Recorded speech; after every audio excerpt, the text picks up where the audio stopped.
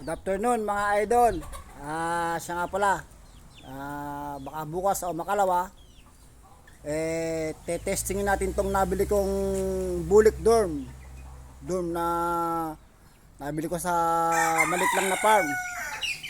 Bibitaw natin, nalalaban na sa McLean Huts. Susunod po na araw. Ibibitaw po natin siya para makita natin kung talagang angkan siya ng mga champion, mga idol, mga classmate. Testingin po natin kung maganda ang palo. Pagka may approve, talagang mamahalin natin at alagaan ang konito, ang magiging lahi at siya. Yan po siya mga idol. Yan. Huts po siya. Bulik Dorm Huts.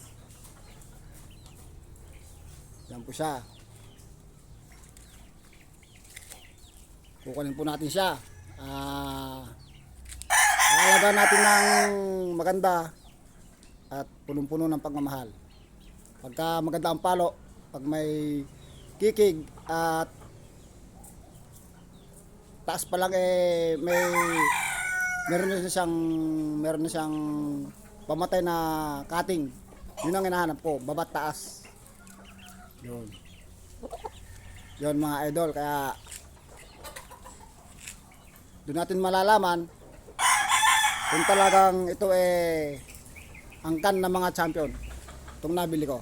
Yan po siya idol. Yan. Yan. Yan po siya idol. Ito po siya. Tabayanan po natin yung bitaw nito. Bukas makalawa. Sige idol. Bye bye. Next time po ulit mga idol. Bye bye.